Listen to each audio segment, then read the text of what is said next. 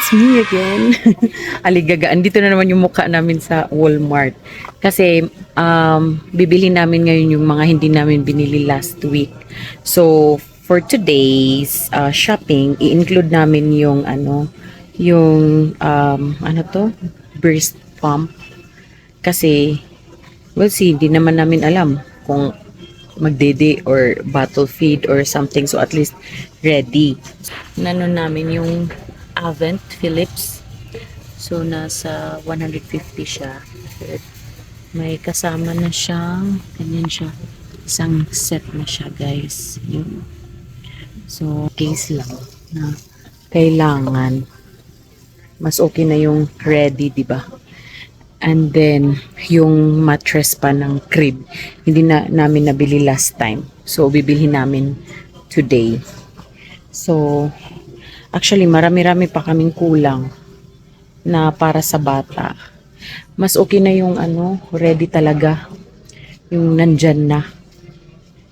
Para later or hindi mag-panic mode, guys. Hindi mag-panic mode. Guys, ganyan siya ka-hands-on, guys. Bili siya ng mattress. May metro siyang dala. Panday siguro siya. Panday kanong. Napaka hands-on ng daddy. Uy, may listahan. So, ito guys yung mga nabili namin. Drying towel. Kasama. Tapos, ano to? Mattress cover. Kasi ito yung foam na nabili namin. Promise, magastos talaga pag magka-baby dito.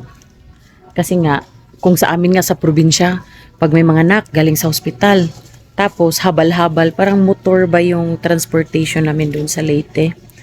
Karga sa motor, dahan-dahan, may payong pa. Grabe ang hirap. Or yung iba, sinasakay sa pambot, sa lancha. Ganun. Pero dito guys, ano talaga sila?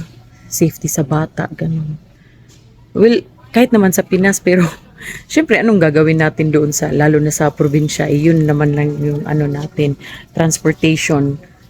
So, wala magagawa. Pero dito talaga ini-inspect. Daming chichiburichi, ganun. Sige lang, laban Japan. Kay, bakit Inter? Malaki na. Agoy, turok. Tayo ng bag, guys.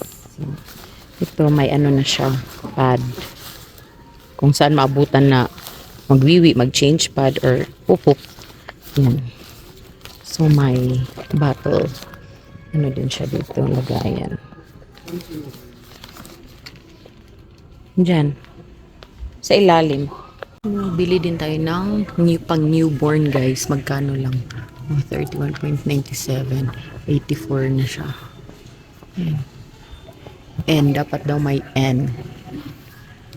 Wala po akong panday ngayon dito sa Walmart guys. May metrosan siya. So ngayon guys, andito kami sa McLeod Trail sa Winners para bumili na naman ako ng kailangan kasi to kasi pag magba-breastfeed ka, so kailangan may open yung button sa harap. Ganyan. So, pangtulog actually. So, dito, mura lang. Marami ka ng choices man. Yan. $35. Ito $19. Basta ma-open lang yung sa harap. Para kung magpadidi. Agoy. Yeah, ang cute ng dress guys na nabili namin. Ang cute! Tapos ito din. Pang winter. So ngayon ay maglabadami-labangon na naman kami ng mga bedsheet niya.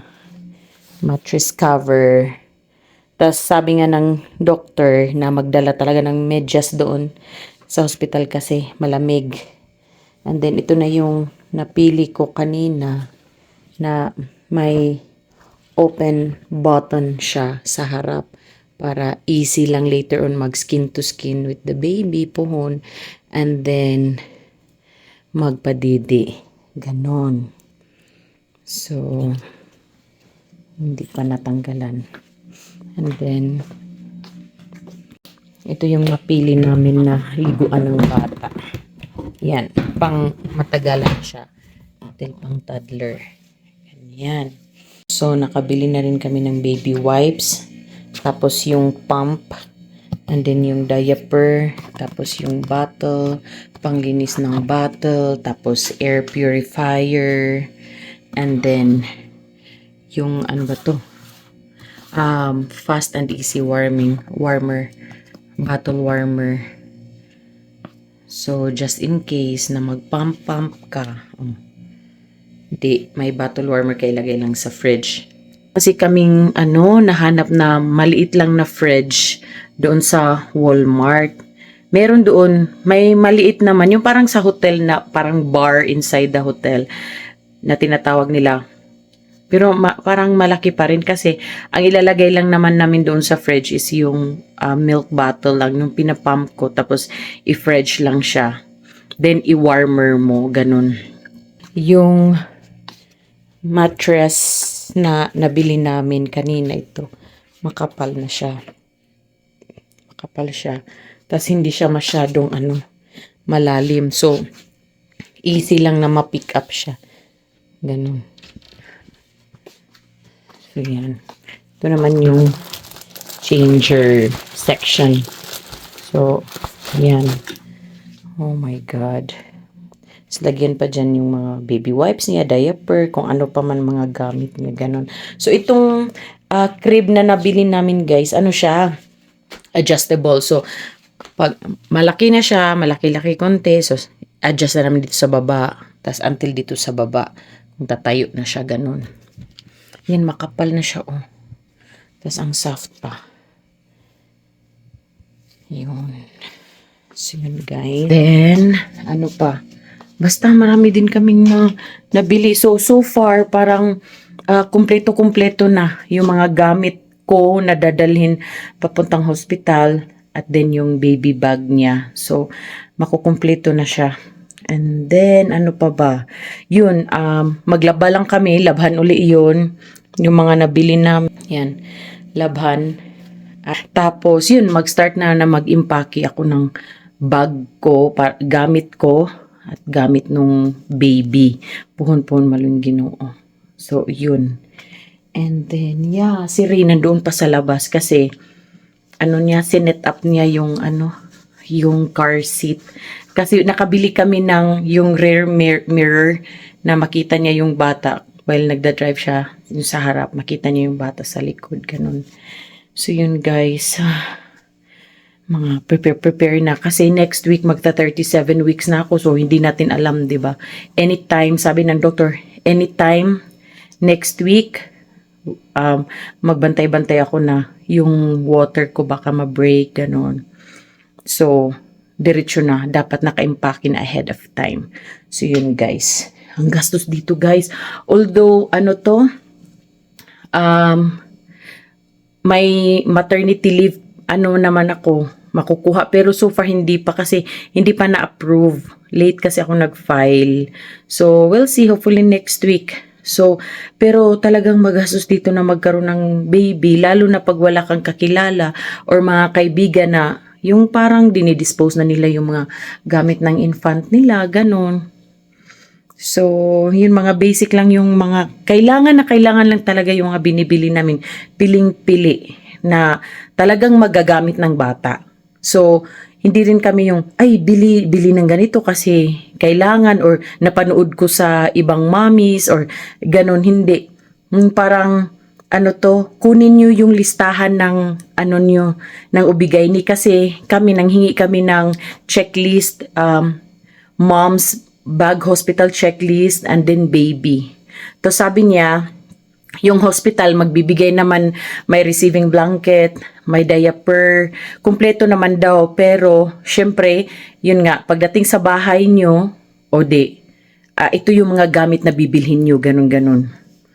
So, yun, kayo guys, yung sabi nga ng doktor be practical, wag yung bili kasi cute, ang ganito, branded, nakita ko to sa kaibigan ko, may ganito siya, pero hindi naman nagagamit talaga, sayang lang yung pera. So, yun guys. And now, maglikpit muna ako guys. Hinihingal ako. Grabe yung araw ko. Hinihingal ako. So, see you later. Dahan-dahan na kaming nag-unboxing. Sa mga pinamili. Ano yan, love? Yung warmer. Bottle warmer.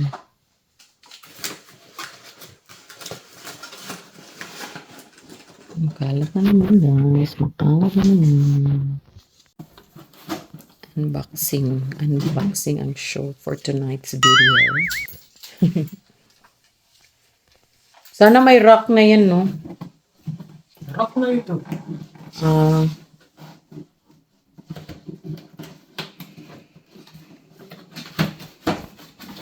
Pwede na rin So, yan yung laman.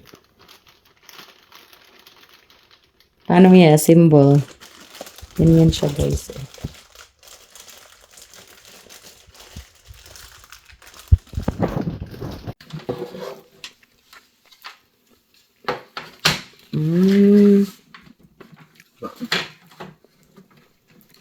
Masira ko. Huwag mong sirain,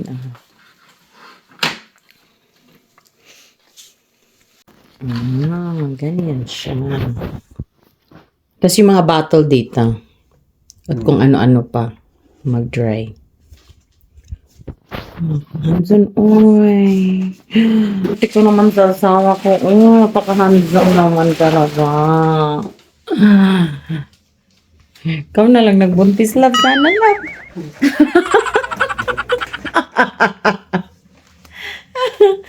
Nakakaligaga niya. Pudyo po na siya, guys. Ready na siya sa battle. Goy, maghugas na ako. Goy, tiurok ko. Ayan, guys. Ni-ready na ng daddy niya, ni Daddy Ray. Finold niya. Kaya mag-ready kami ng mag-pack kami ng things niya, mga clothes niya. So, yun. Tas, ito na yung ano niya, crib. Yan dyan. Nilinis na namin dito para dito na mailagay yung mga gamit niya. Yan. Ito yung pump. Baby wipes. Tas yung diaper nasa labas. So, ito yung diaper bag niya. So, we're getting ready. Kasi mag-37 weeks na ako. Next week. And then, yun, para mabilisan na lang ang pag-iskerda. Just in case. So, yan, guys. Tadam! Uy, kalaki naman yun. Diyan, 36 weeks preggy. Okay. Mano siya malikot. Malikot ang bibi. Unboxing. Amazon. Galing kay Tita Ninang. Ivy. Auntie Ninang Ivy. From Vancouver. Ayan.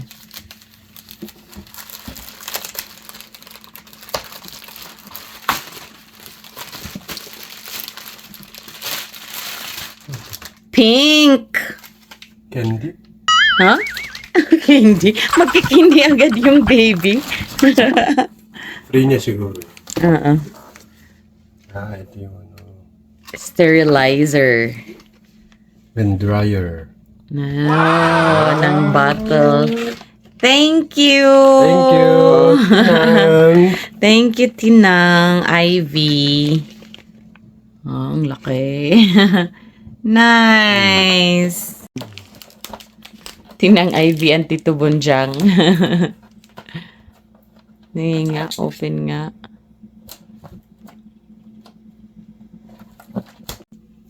Ano yung pumutok doon? Baby blanket pala to, love. Yung nilulok. Nga. May bottle sterilizer na yung baby.